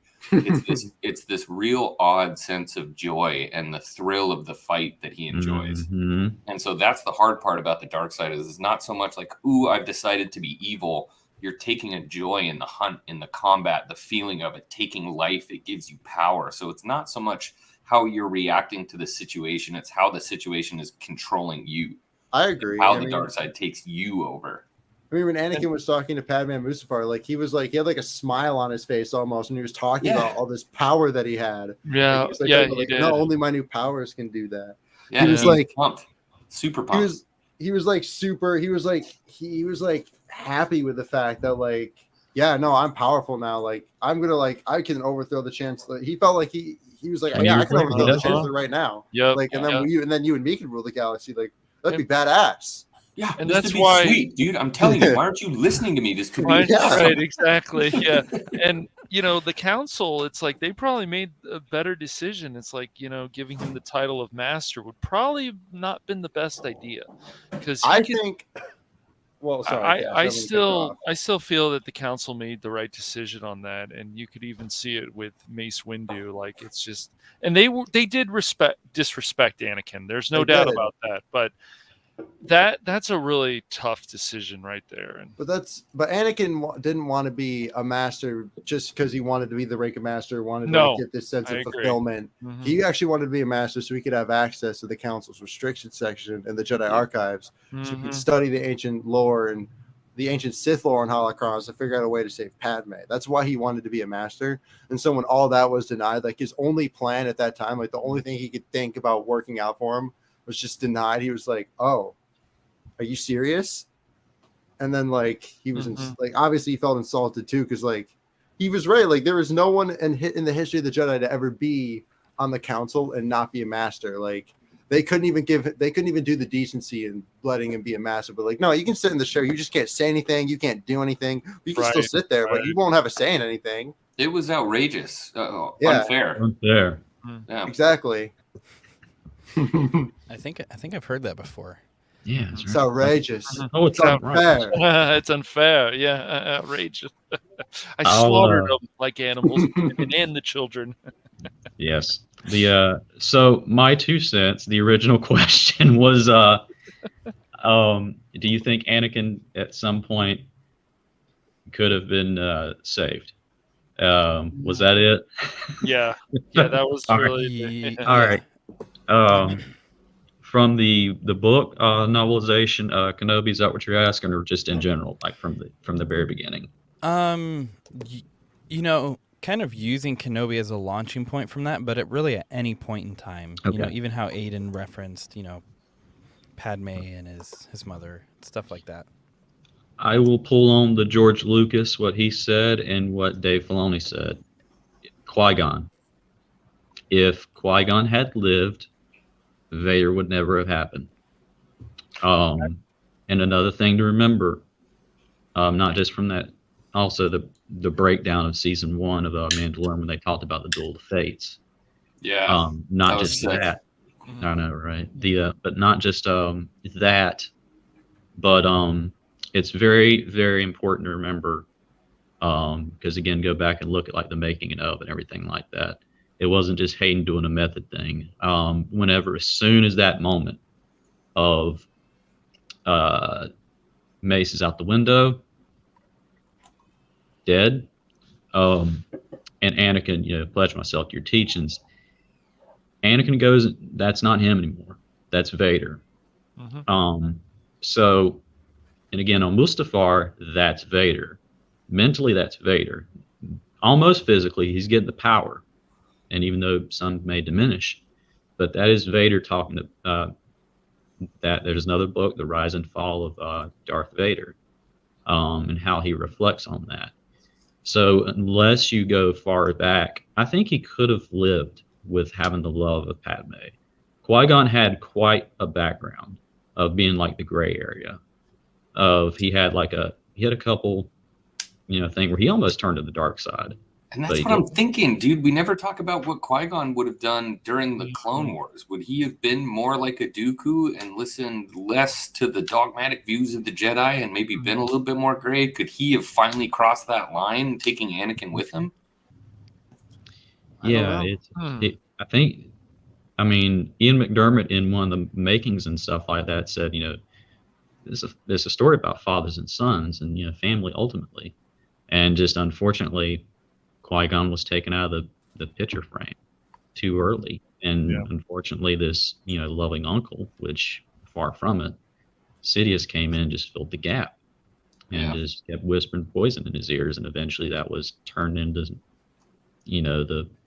the furnace heart and everything. And the Dead Star Dragon emerged and Vader was born. And it took about 20 years later, but he eventually did. It's really funny. I'm surprised it hasn't become a meme. I'll end with that for me. I am more powerful than the Chancellor. I can overthrow him. Well, technically, in a way, he kind of does 20 years later. He literally does. Picks him up over his head and throws him. Yeah. Yeah. Charlie, I've always been a big fan of Mace Windu, especially when I first saw him in the Clone Wars series, the first one. Is there more reading is there a book or a novel out there that you could recommend later on I can read more about Mace Windu? Yeah, I'm so happy for you. I'm so happy for you reading that. The audio is amazing. The books, like same thing with Kenobi. The audio is amazing. Like that was my favorite version. Did read the paper for it, but Shatterpoint. There's one mission where the book was called Dark Resurgence, I think. It takes place in between episode 2 and 3. It has the cover of Yoda and Dooku, and it explores the nature. They hint at it in Shatterpoint as well of how Dooku and Mace were actually friends and how he did not want to, but he realizes way too late that. Wow. Man, I would have That's just not done the this. Dark Disciple, is it? Is that Dark No. Rendezvous? No. Hang on, I'll look it up while I'm talking. Oh, that It's might be not- Dark Rendezvous. But Cash, you'd love Shatterpoint. He goes back to his home planet of Harun Kar, and it's like this gnarly jungle, and he's trying to get Depa Billaba, who was his apprentice. Oh, And wow. Depa Bilaba's basically been like consumed by the jungle, and the main villain in that book is awesome. An animal. He's a savage. Well, Yeah. you guys would know more than me. I haven't done as much reading as a lot Yeah. of you about Star Wars. Just Dude, the audiobook for Shatterpoint is savage. I've read Sweet. the Dark Lord trilogy, Revenge of the Sith novelization, Labyrinth of Evil, which is highly underrated, Yeah. and like Plagueis, that was really good. And, that's about as far as it goes for me. Master and Apprentice, you should read that. That's a really good one. Yes. Claudia Gray did that one. And if That's you the new one, right? It's not that new. I That want to came say it's out last year? 2015. Was I it think that's 15? right. I think it was. Well, I think it was 2015. I thought it was close to like 2019 that it came out. I think it was I don't know. earlier. To be honest with you, I thought for some reason I thought I was reading something about Claudia Gray because I just read her High Republic book, the one with what's his name, Geode and the vessel and all that stuff. Yeah. That. Fun stuff. But Go if ahead, you yes, sir. guys should get if you don't get Audible, because there's a little trick you can do with Audible. I think it's within like 6 months, maybe it's 3 to 6 months. You can return the title, and they give you your credit back.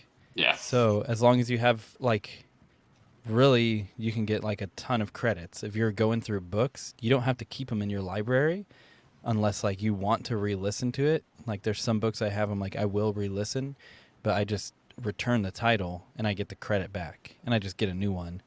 And I Yeah. just I don't Do think I that have over enough and money over. for all these subscriptions. Yeah. Well, Dude, another Audible's thing. not bad, isn't it? Like, What, 5 a month or something like that? Yes. Oh no. oh come on. All right, hang on. Oh, there we go.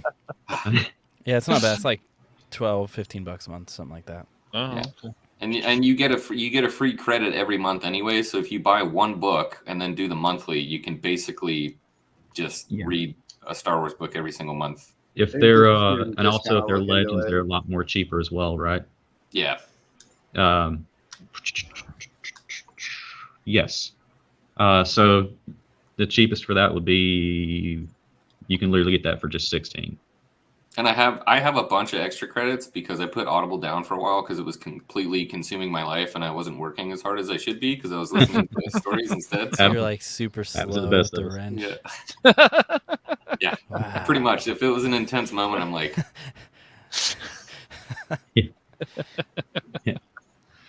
And then yes. Did he freeze or is he still active? Crap. I think you. Oh God, no, that'll be a meme. Oh no. I thought it. Oh no. Oh, no, he's alive again. Okay. Okay, he's moving. Check his pulse. Nope. No, I think he's fake. Okay, there we go. There I'm we go. like, is he trolling us? What is? No, Oh man. he froze. Well, there again.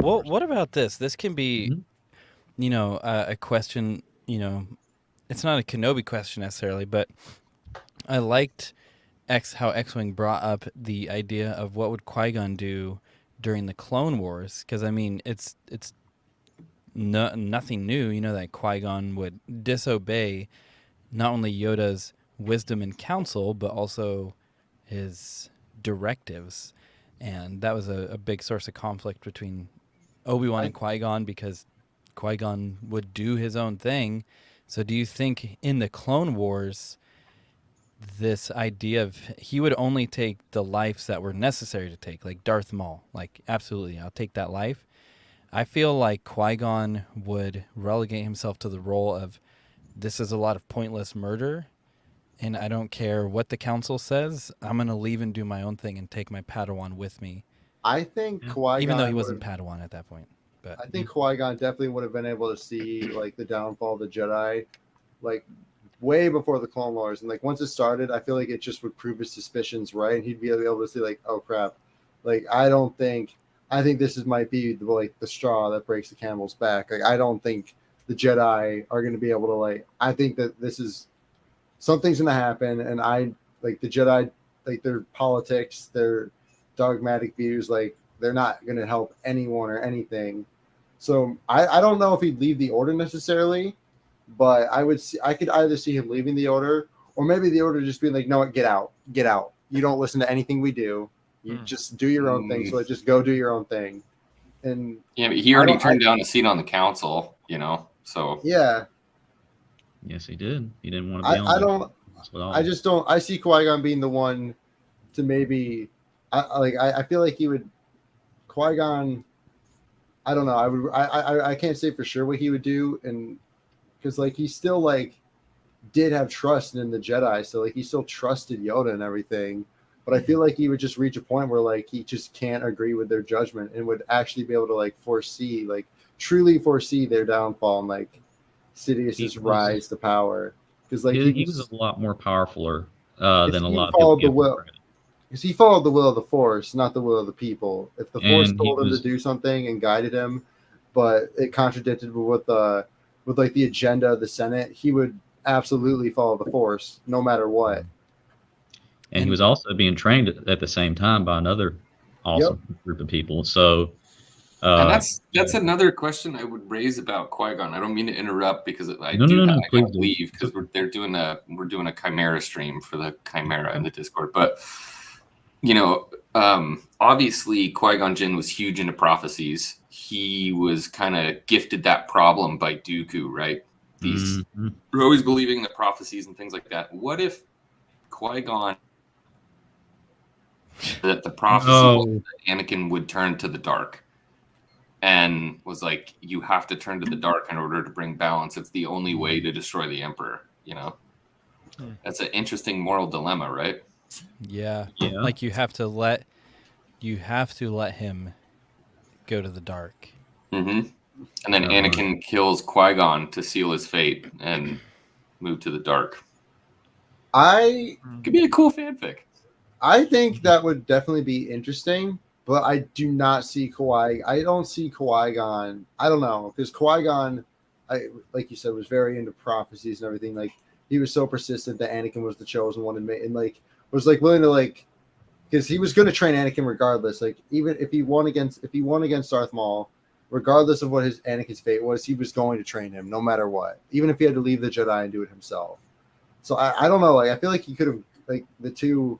Qui-Gon was like the father Anakin needed and not the brother that he may have wanted, which was like an Obi-Wan. So, but like, I gotta go. If it came, take it easy, man. Take care, man. Have a good night, guys. It's been awesome talking with you. Take it easy, bro. See you, dude. See you, buddy. Bye. Peace out. I lost my train of thought. If Qui-Gon was if Qui-Gon, I don't see him being like encouraging Anakin to turn to the dark side.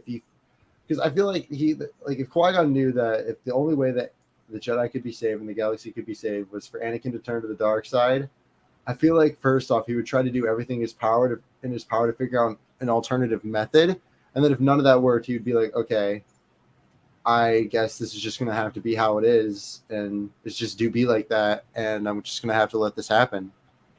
But I don't know. I don't. I mean, Qui-Gon. I feel like he would have formed like, I don't want to say an attachment to Anakin, but like a bond with him if he trained him from like, I just feel like no matter what, I don't think Qui-Gon would be like totally cool with like letting his apprentice just turn to the dark side like that. Because he already had an apprentice that turned to the dark side and he had to kill him. I feel like that would be like, Qui-Gon would be like, no, because Anakin, I feel like Qui-Gon would have known that Anakin could have overthrown Palpatine, regardless if he needed to turn to the dark side or not. I feel like he knew that Anakin was the chosen one, that he didn't need to turn to the dark side.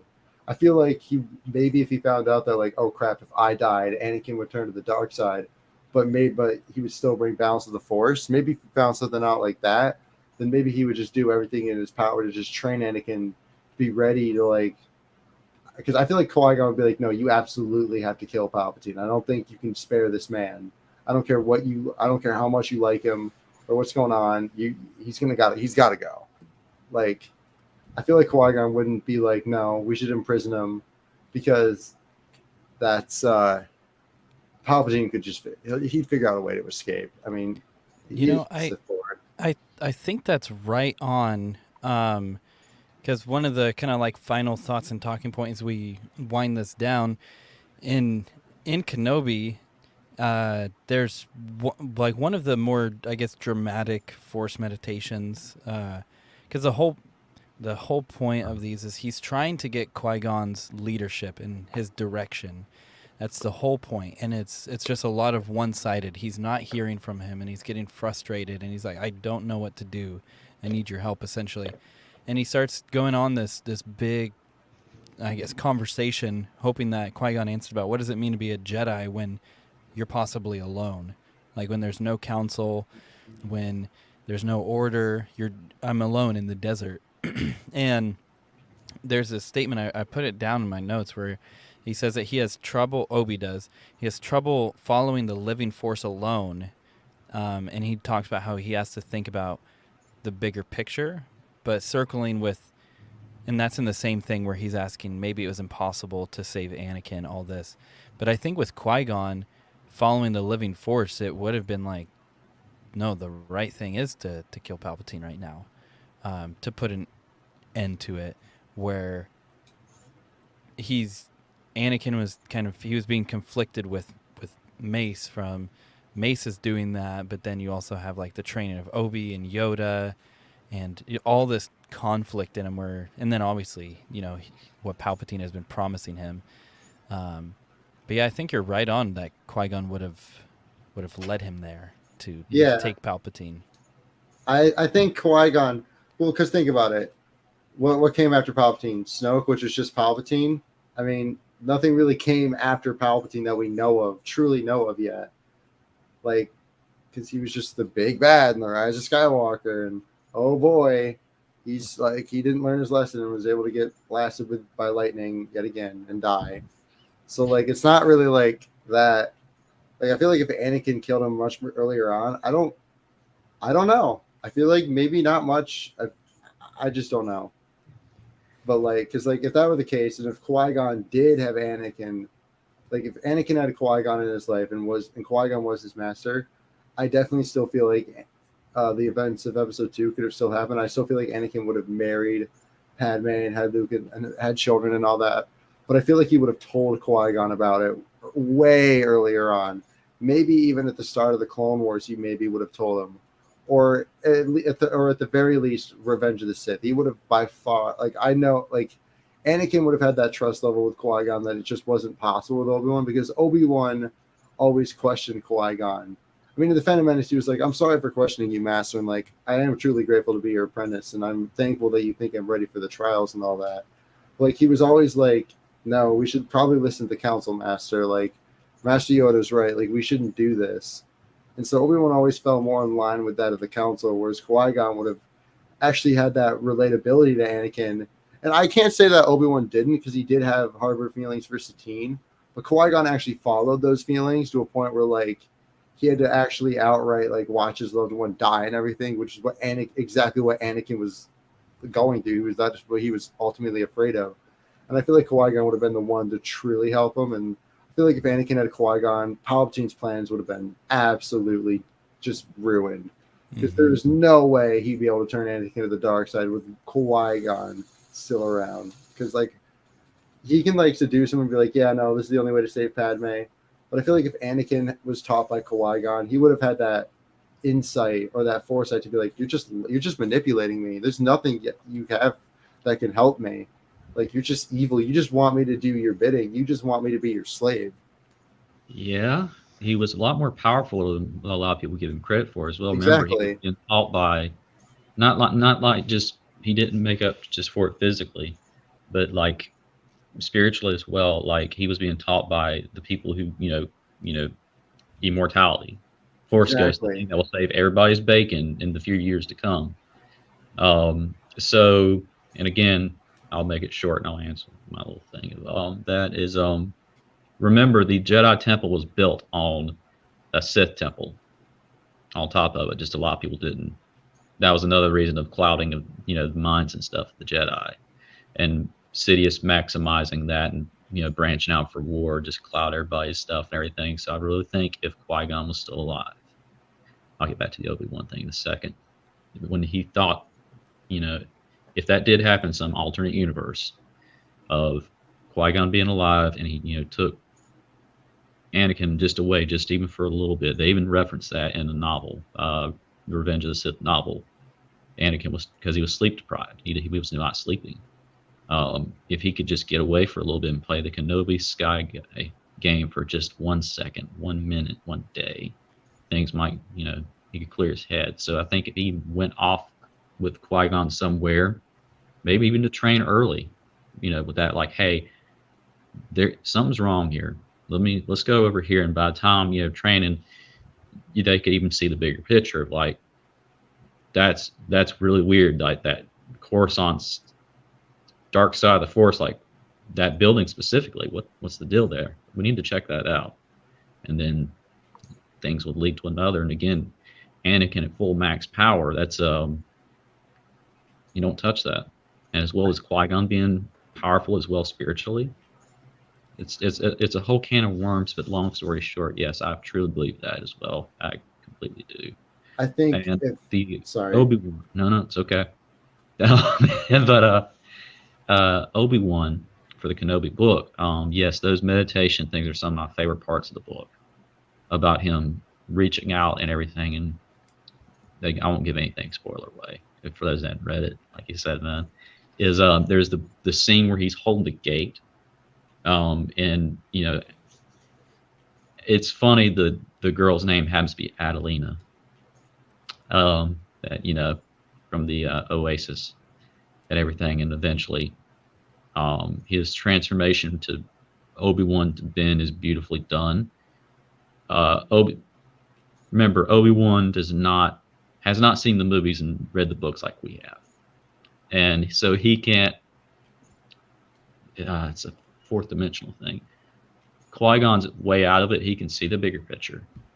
And again, I'll pull on Sam Witwer and George Lucas and Dave Filoni. Like, they haven't seen the movie, but we may have.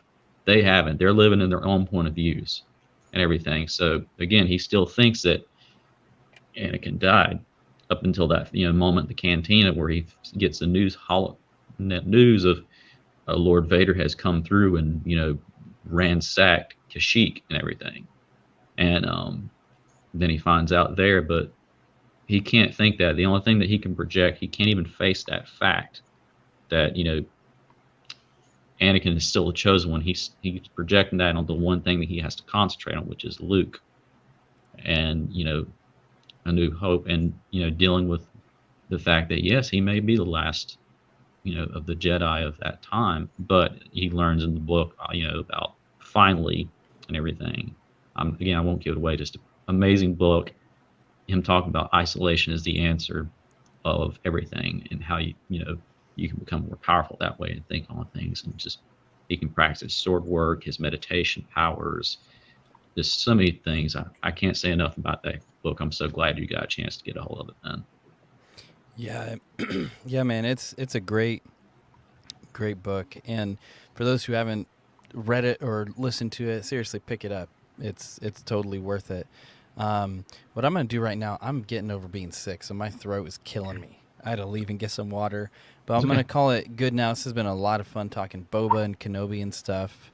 Yeah, what's up, Charlie? Wait a minute. Speaking of Anakin, all that, Anakin Vader. Hang on just a split little second. I have to advertise this for a friend of ours. Oh, my man. Yeah, this has been pretty cool. Let's see what Mr. The chosen one. For any fans out there of artwork and everything, and Anakin. Oh, I know you're going to show. I know what this is. There we go. Yes. I It's still got to called get Fate. mine framed. Yeah, it's called Fate, done by our good friend Catherine Russell. Again, from Shards of the Past, legendary as it is. She does artwork. I have many of them, but this is easily a favorite of mine. Hand done, perfectly split down the middle. Just go out and buy some. I'll put like, whenever I comment on this, I'll put like the link and everything like that. But just again, you can't go wrong. This was hand painted, hand sculpted. Look how much that looks like Hayden. Look at that, guys. Come on. So good. Incredible. And the hints of the Ralph McQuarrie, and it's just, you can't go wrong. So want to put a link in there. There's a whole lot more stuff on there if you like Thrawn, if you like Anakin, if you like, there's If so I had many. a camera, I would show mine, but I don't. I had to bring that up and had to brag about our friend and everything, because my God, just go. I don't know how long, because again, I don't know how long they'll be for, because they're starting to sell pretty big. Yeah, they're so Anyways, sweet. I had to do that. Sorry about that, man. And it's not expensive either. It's not a huge investment. See, if anyone has any money to spare, go into the website. Charlie's going to link it, and do yourself a favor and purchase some mighty fine art that'll just make your wall 100% more. Just your wall's gonna look great. You're gonna this is the kind of wall that people are gonna want to come over to your house to see. And it's gonna make your wall look fantastic. So just go into the link in the I almost said the link in the description, but go to the link in the description. Keep talking. I got it. Go to the link whenever Charlie comments it, and trust me, the disappointment you won't feel any disappointment. Trust me, you're gonna get your money's worth for sure.